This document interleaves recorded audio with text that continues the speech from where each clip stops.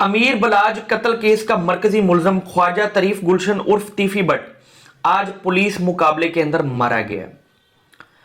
अमीर बलाज का कत्ल 19 फरवरी 2024 में हुआ। उसके बाद जिस बंदे ने मौके पे कत्ल किया वो मारा गया, जिसको मुखबिर खास बनाया गया यानी एहसन शाह, उसका फेक पुलिस इनकाउंटर हुआ।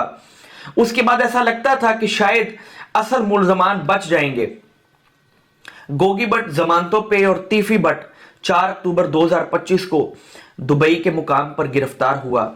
दुबई पुलिस ने इंटरपोल के जरिए और पंजाब पुलिस की मदद के जरिए तीफी बट को गिरफ्तार किया। तीफी बट एक्स्ट्राडिशन प्रोसेस के जरिए पाकिस्तान ले जाया जा रहा था। रहीम यार खान सादकाबाद के इलाके के अंदर सीसीडी ने एक पुलिस मुकाबला किया, जिसके अंदर कहा यह जाता है कि साथियों की फायरिंग से तीफी बट मारा गया। यह खबर आज की सबसे बड़ी खबर है।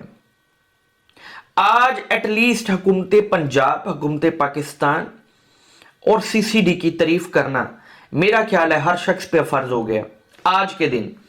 उसकी वजह यह है कि आपने छोटे छोटे लोगों के मुकाबले किए, छोटे छोटे डकैतों के मुकाबले किए, छोटे छोटे चोरों के मुकाबले किए, और उनमें कई बेगुनाह लोग भी मारे गए जो कभी चोर थे ही नहीं, या डकैत थे भी तो उन्होंने डकैती छोड़ दी थी।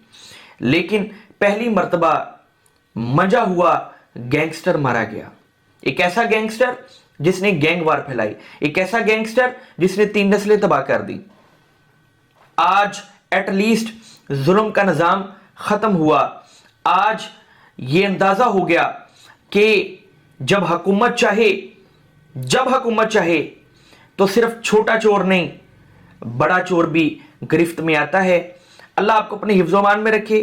काबिल तहसीन अमल इस तरह 2-4 और तमाशे लग गए, और वो लोग जो अपने आप को फने खां समझते हैं उनके तमाशे इस तरह लग गए। पूरे पंजाब से, पूरे पाकिस्तान से गैंगवार का खात्मा और बताखोरी का खात्मा, कब्जों का खात्मा, और जब ये सारा खात्मा होगा तो फिर इंशाल्लाह इंसाफ का निजाम भी कायम हो जाएगा।